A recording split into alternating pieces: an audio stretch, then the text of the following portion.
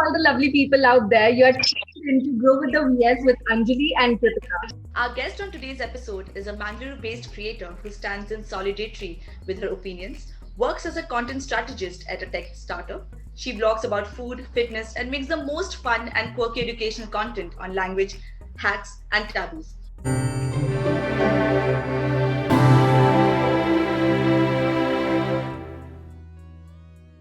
Welcome, Satya. We are glad to have you on our show. Thank you. I'm so glad to be here. And I'm looking forward to talking to you as well. Pleasure is ours.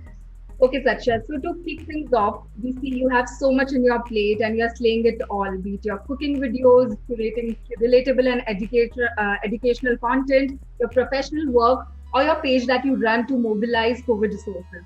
And you do all of it so wholeheartedly. So on that note, we would like to know the breakthroughs of your journey and how did you balance all of this together? Uh, Balancing it is a challenge. I think you have to just make sure that you, before you start the day, sort of plan out all the things that you need to do and prioritize what you need to do. And then I think you can sort of get through it. It feels sometimes like you're working three jobs at the same time because I have my regular day job. And then now we started the volunteers thing and the Instagram page as well. But I guess it's all a matter of time management and planning ahead. And that's something I like to do. So that's helped me like manage time, make sure I'm not getting burnt out, while making sure I give my best to all these three sectors. So you're also working from home currently. You're working in Network 18.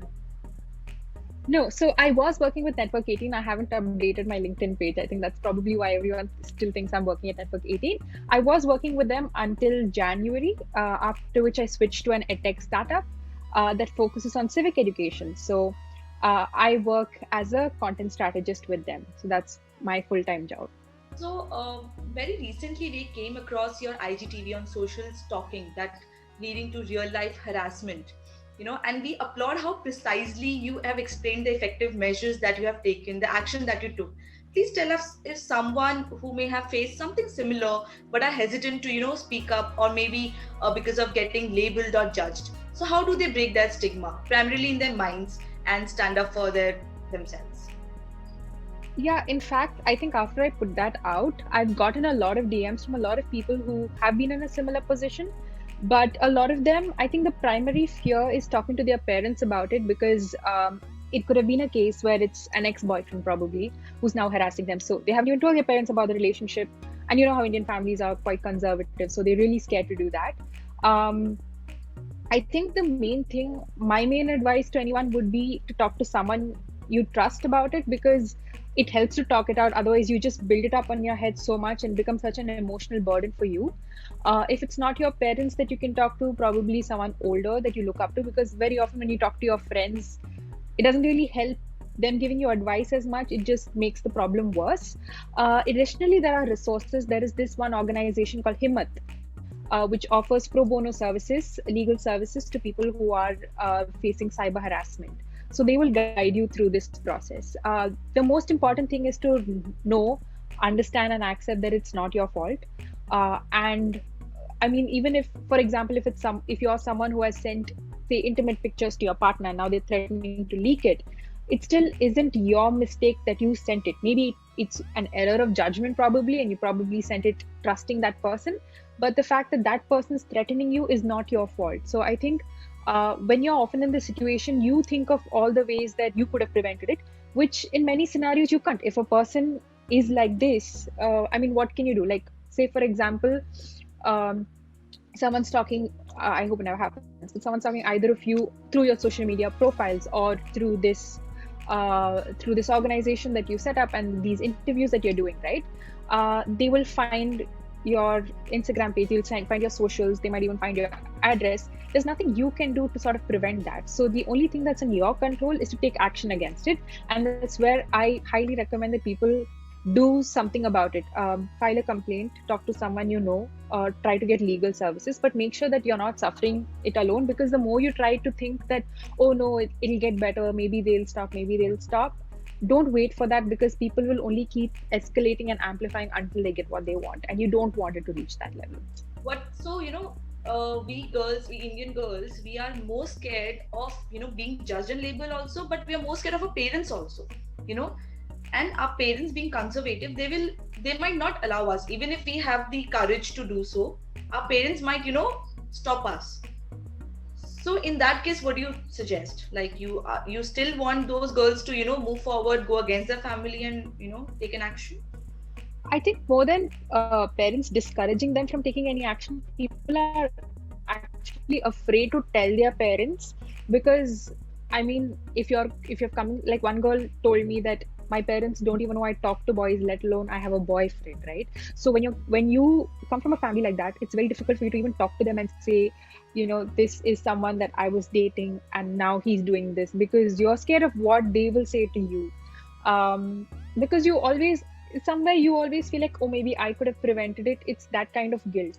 So to the people who have reached out to me saying they can't talk to their parents about it, I've directed them to Himmat and said they will take care of it. But more often than not, there was someone also who recently spoke to me and said she's scared of telling her parents about it. And I said, why don't you just try? Like, you know how your parents are, you know how they would respond, and more than anything, your parents want to protect you, they want to keep you safe. And when they see that something is causing you distress, their first instinct is to make sure you are safe. So don't worry about them scolding you or anything like that. I mean, that's like the last thing on their mind, but talk to them. So she recently got back to me and she said she spoke to her mother. Her mother said, don't worry, we're here for you, we'll take care of it. And second most important thing is, she said that talking to her mother calmed her down a lot, because her mother was very calm about it, and she told her, whatever this situation is, we will handle it, we'll take care of it. It's not a burden you have to carry by yourself. So if not for your family, definitely someone you trust, but don't keep it to yourself, and definitely don't ignore it, because you don't know to what extent people can go. Rightly said, too well explained. Okay, so with that, before we move on to our fun segment, we must tell you it's endearing to watch your content, watch your videos. The quirk and satire in them is exemplary. The hacks, riddles, and mostly the food blogs that you post. So does it come naturally to you, or there's a lot of behind the scenes work that goes into researching it, planning it, and then executing? So what's your go-to process? So for reels, I think the most amount of time just goes in scripting. Like, you have an idea, sometimes you have the punchline, but you have to work backwards and get the rest of the script. Sometimes you have the first part and then you have to work towards the punchline. So while making reels, the thing that takes the most amount of time for me is scripting and making sure I have the script set. And then filming and stuff is something that I've done quite a bit, so it's a bit faster for me. Just in terms of the amount of work that goes through, IGTV food blogs takes an insane amount of time, because you have to film it. First of all, you have to try the dish first by yourself, make sure that your recipe is legit before you share it to people, because I don't want someone to go through the effort of buying all the ingredients, trying something, and then it being a fail, right? That's so demoralizing. So I test the recipe myself, then I have to make it, film it, edit it, add the voiceover, add the text, add the music. I mean, you guys have worked on interviews yourselves, and you know the process behind it and the amount of time it takes.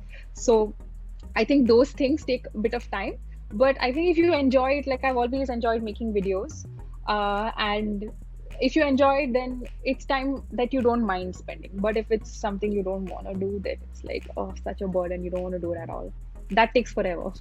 At least you know your process and you are very confident about it. You know how it has to go from start till the end. Yeah, I actually worked as a news video producer with Network 18 for 2 years for their digital side. So I am familiar with the process, but I've done it mainly for informational basis and for news. And I didn't do the editing part of it.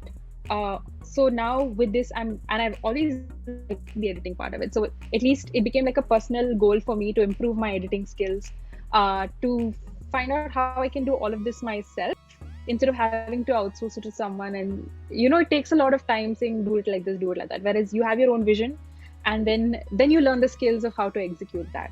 So that's what I like best about the content creation space, the fact that you can independently learn a lot of skills and enjoy yourself while doing it. So that brings us to our Play with the VS segment. Here we will ask you some questions and you have to give us rapid and fiery answers. So okay. Are you ready? Since I'm in love with your hair color, I have to know your go-to hair coloring brand. My go-to hair coloring brand? Brand. Brand. Oh, 100% Manic Panic. I love them. They are the best. The only problem is they are not easily available in India. But if you're looking for Indian brands, Birds of Paradise is pretty good. It's what I have right now, the one I recently tried. So, but if you can get access to it, Manic Panic, the best, great range of colors, highly vibrant, and worth your money. Next question: your favorite hack to learn any language? One hack. Is to find a friend who speaks in that language and then force them to talk to you in that language all the time. That's how I improve my Hindi.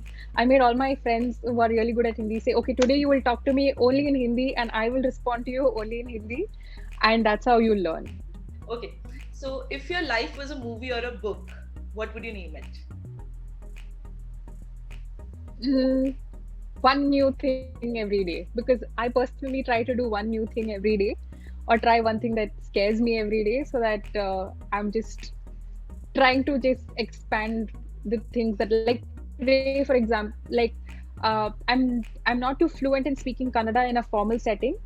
So today I had an interview with All India Radio, and it was in Kannada, entirely in Kannada, and I was terrified because I was very bad in Kannada in school.